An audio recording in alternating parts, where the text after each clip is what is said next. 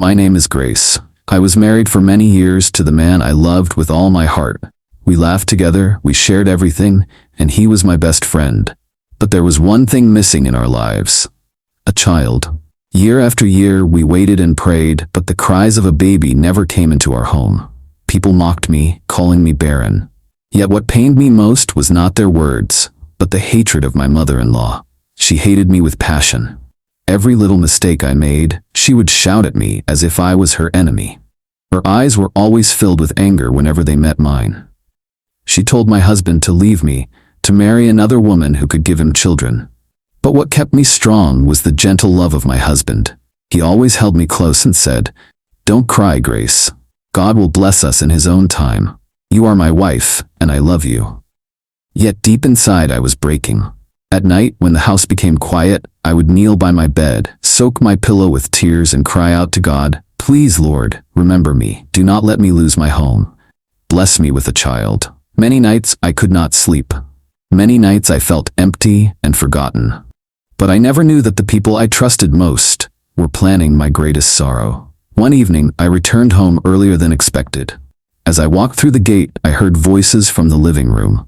I moved closer and froze when I recognized the voices, my husband and his mother. At first, I thought they were just talking about family matters, but then my whole world turned upside down. My mother-in-law's voice was sharp and filled with hatred.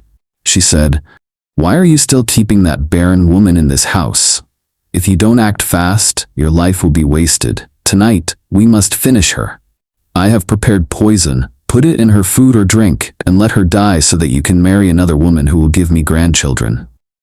I held my breath, praying in my heart that my husband would defend me. But to my shock, I heard his voice reply softly, "All right, Mama, we will do it."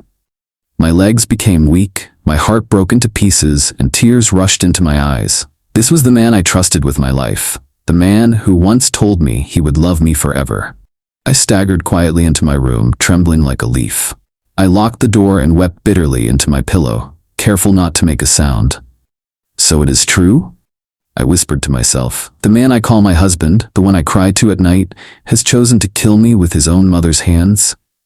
My heart bled that night more than it ever had, but I told myself, "Grace, be calm. Do not show them that you know. Pretend until the truth comes out." The next day, my mother-in-law walked into the kitchen with an evil smile. She mixed poison into a glass of sweet wine and handed it to my husband. "Give this to her," she whispered. "After she drinks it, we will finally be free of her." My husband entered my room with the glass in his hand, pretending to smile. "Grace, my love," he said softly, "I brought this wine for you. Drink it. It will make you feel better." I looked at him carefully. My heart was beating fast, but I forced a smile. "Thank you, my husband," I said as I took the glass from him. He waited, watching me, trying to convince me to drink. But I held the cup in my hands and replied, "I will drink it later when I finish praying." When he left the room, I sat in silence. Tears filled my eyes as I stared at the poisoned wine. So this is how they want me to die? My own husband, the one who should protect me, wants me gone? I whispered to myself. Then a bold thought entered my heart. I stood up, carried the wine, and carefully placed it inside my mother-in-law's room. Moments later, she entered and saw the wine. Believing her son had kept it for her, she picked it up without thinking. She drank every drop. Minutes later, a loud cry filled the house. My mother-in-law collapsed on the floor, her mouth foaming. My husband rushed in and saw the empty glass beside her. His face turned pale. He knew what had happened. He knew the trap they set for me had caught his own mother. He cried like a baby, wailing, "Mama, Mama." But it was too late. She was gone. I stood at the door, my eyes swollen with tears. I said in a trembling voice, "Thank you for trying to kill me with your mother, but it backfired." Then I quietly packed my bags and walked out of the house, leaving him weeping in pain and regret. I left that house with nothing but my tears and broken heart. I thought my world had ended, but what I didn't know was that God was preparing a new beginning for me.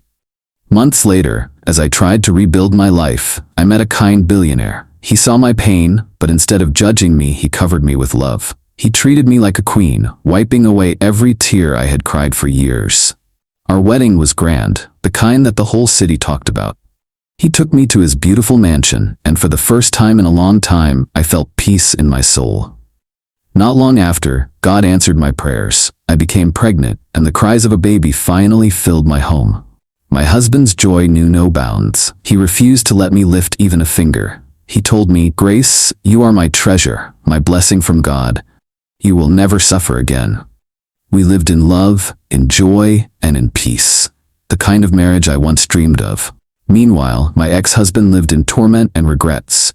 The very woman he chose over me was the one who dragged him into sorrow. He spent the rest of his life in pain, wishing he had not betrayed the woman who once loved him with her whole heart. Moral lessons 1. True love is patient, kind, and faithful. It does not betray. 2. No matter the hatred of people, God has the final say. 3. What is planned for evil can turn around for good. 4. Never allow family pressure to destroy your marriage. 5. Betrayal may win for a moment, but regret lasts forever. Thank you message. My dear viewers, thank you for staying with me till the end of this story. If this story touched your heart, please don't leave without subscribing to my channel, liking this video, and sharing it with others. Your support helps me to continue bringing more powerful stories filled with lessons and inspiration. God bless you richly, and see you in my next story.